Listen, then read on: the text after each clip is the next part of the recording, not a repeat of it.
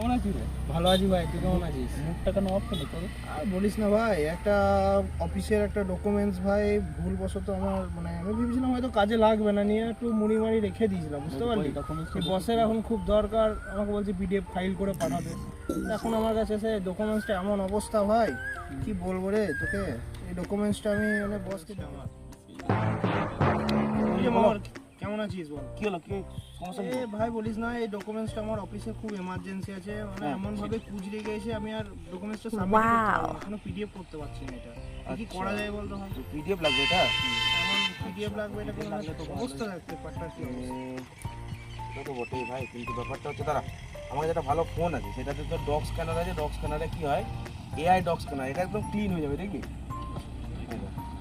এই একটা ফোন আছে আমার কাছে, নতুন লঞ্চ করেছে। দেখ ভাই, এই দেখ এখানে ক্যামেরার মোড, ক্যামেরাতে গেলি মোর অপশন গেলি, ঠিক আছে? এখানে ডগ, এই তোর ডগ স্ক্যানার বলে আছে। এইখানে যখনই নিবি না, দেখ অটোমেটিক কিন্তু ও স্ক্যান করে নিচ্ছে যে কতটা লাগবে নিল। এবার এটাকে গিয়ে দেখ অটোমেটিক এআই করে দেবে, তো দেখবি কোনো রকম কুচকানো কিছু থাকবে না।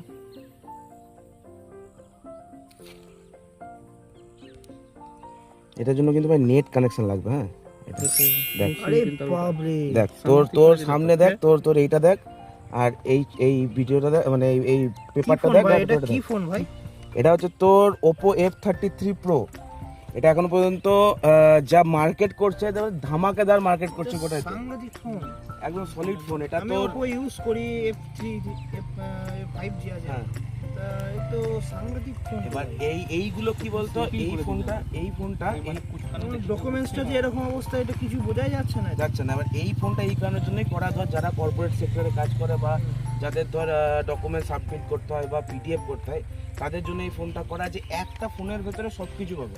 মানে ওনাদেরকে এক্সট্রা করে কোনো অ্যাপ বা কিছু ডাউনলোড করে রাখতে হবে, তো সেই কারণের জন্যই এই ফোনটা করা।